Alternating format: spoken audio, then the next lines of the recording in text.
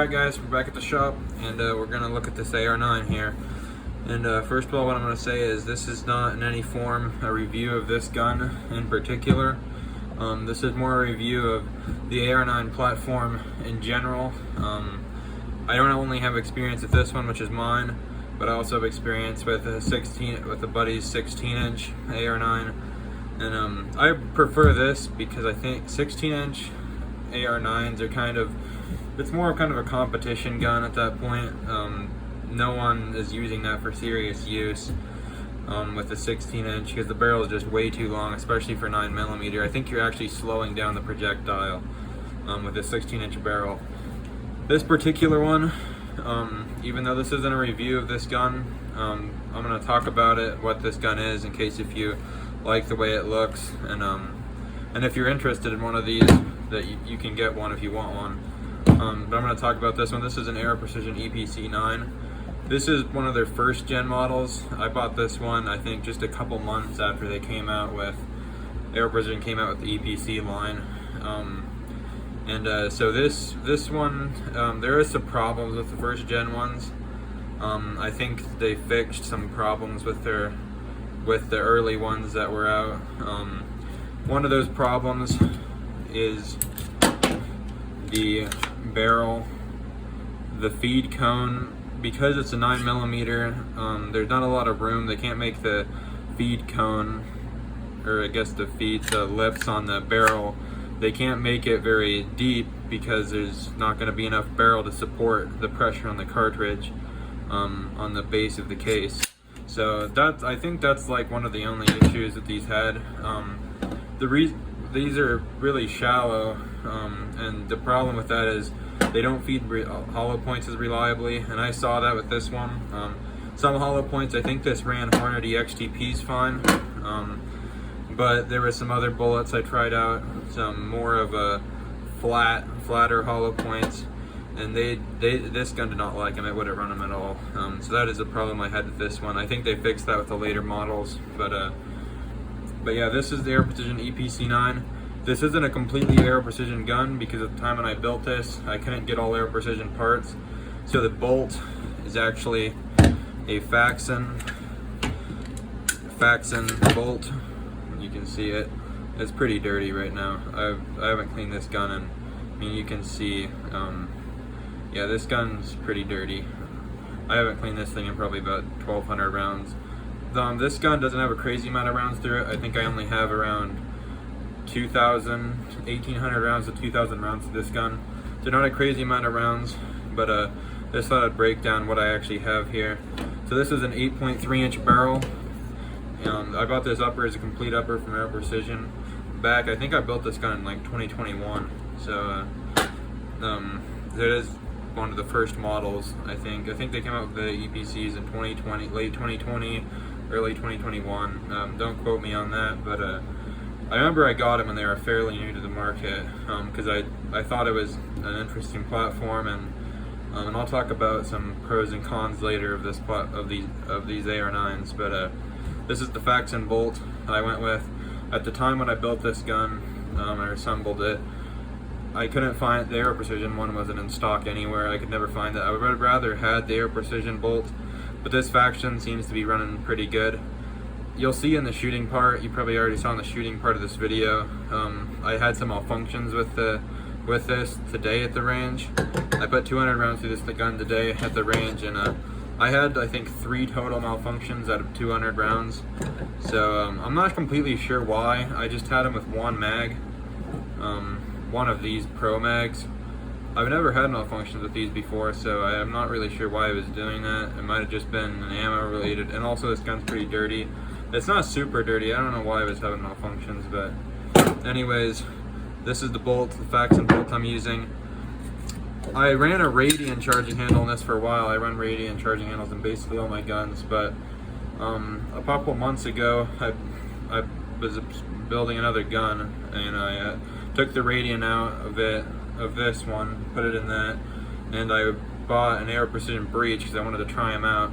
And for the price, after using this one for a while, this is probably one of the best charging handles for the money on the market. It's just the design is really well built. I like how they have the gas buster right back here in case if you're shooting suppressed. They also got little vents back here which are supposed to help mitigate gas. I'm not sure how much those actually do, but I know the Radiant SDs use some form of this too. But yeah, this seems very well built. I like how when you pull back the handles, it catches there, but I'm not going to talk about that too much. That's a charging handle. The lower is just a Aero Precision EPC 9 mower, and it's pretty nice. The build quality seems good. I have a few Aero lowers and they always seem pretty good. I haven't had any problem with them. I did assemble this lower. The upper I bought complete, obviously without charging handle and bolt carrier. Yeah, seems pretty good quality wise. And there's a look at the other side. I left everything stock. I have a video out on my channel. I had this bolt catch break one time about a couple months back. I had it break. I'm not sure why it broke. I mean, I'm gonna say though, in this particular one, there's a lot of weight to make this system run good. The buffer is an Aero Precision EPC 9, specifically built. It's a 7.7 ounce buffer. I don't know if you can see that there.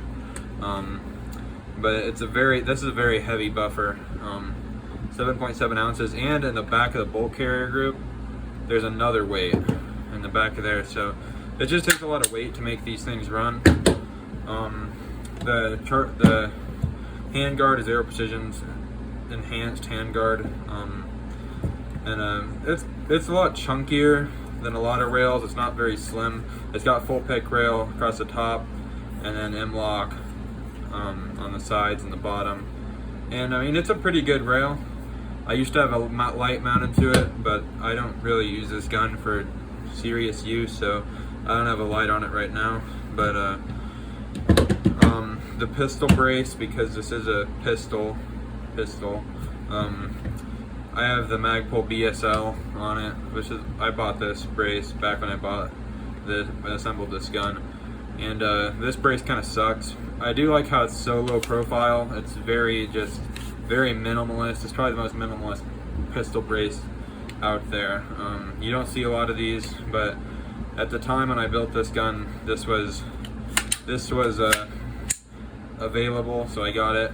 It's very uncomfortable, and also something that's pretty stupid about it is it has the QD for a sling, but it's right where you'd put your shoulder, but it's a pistol brace, so you're not supposed to shoulder it, but I think that's just stupid to have this sling QD mount there. So I wouldn't necessarily recommend this pistol brace. I'd go with something from SB Tactical. Their SBA4 and SBA3 braces are pretty nice. I have a few of those and they're pretty good. But anyways, that's the review of the gun and the breakdown. Now I'm going to talk about the pros and cons of the AR9 platform.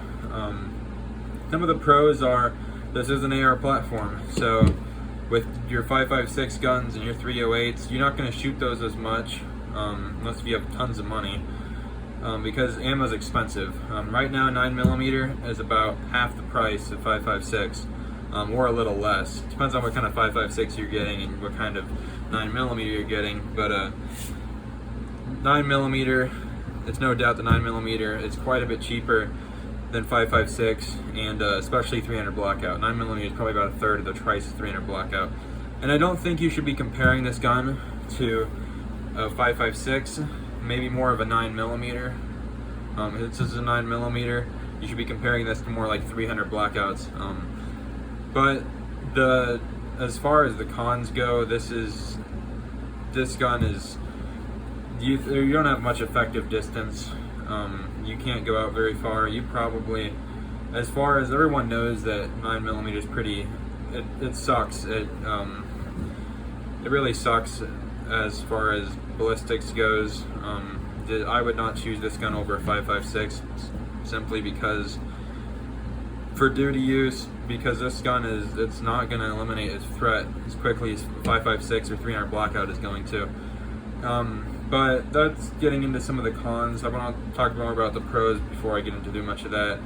Another nice thing about this since it has the air controls, you can train with this gun instead of training with your 5.56 guns, and the controls are all the same. You got, unlike an MP5, which is probably maybe a better platform for 9mm, but this has got all your air controls, same trigger.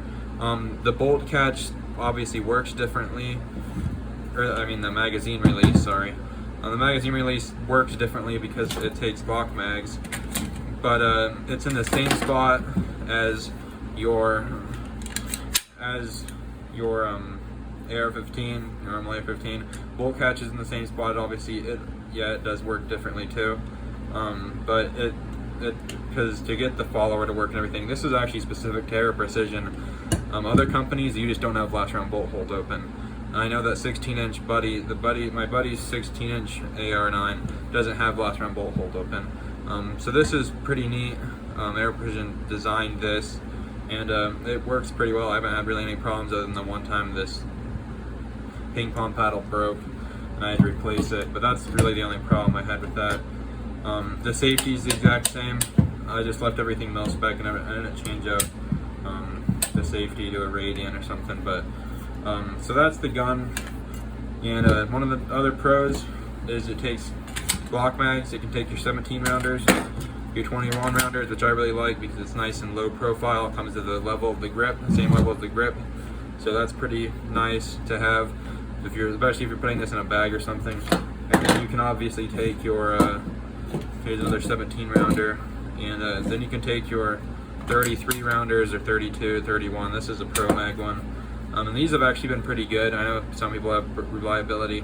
I've had a few malfunctions with these just today, but I have probably, I don't know, 500-600 rounds through this gun with these Pro Mags, and I have 2 of these, and they seem to be pretty reliable. I haven't had too many issues with them like some people. I'm sure it depends on what kind of Pro Mag you get, but these ones seem to be exactly like the Glock ones. I just wasn't able to get the Glock ones, I got these. So anyways, that's kind of the pros of this. Like I mentioned, this is a good training tool because ammunition is literally half the price of 5.56 and a third of the price of a lot of 300 blackout in the market right now. Like I mentioned, the cons: very little effective range out of the 9mm cartridge. It kind of sucks ballistic wise too. If you're trying to eliminate a threat as fast as possible, I definitely wouldn't choose one of these. And that's really getting into the conclusion. I wouldn't recommend this gun for duty use. Maybe only like a fun gun or just for training, like I said.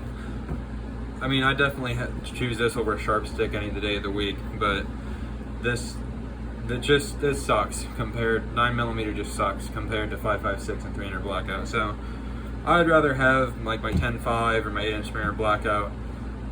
This gun would probably be good suppressed. This is more of a comparison to 300 blackout than 5.56. 5.56 is going to outshoot this thing any day of the week. But that's really the conclusion. That's all I really have to say about that. It just 9mm doesn't have the ballistic properties as 5.56, so less range, worse terminal ballistics, and you can't shoot that far with this because it 9mm and 45 they start dropping like a rock after like 150 yards. So I think that's it for the talking segment in this video. If you like this kind of content, please subscribe or drop a like, or if there's anything you want to know about this gun, or if you want to see, I kind of did a review of this, kind of, although this video is not meant to be a review of this gun. But if you have any questions, drop a comment down below, and I'll see you in the next one.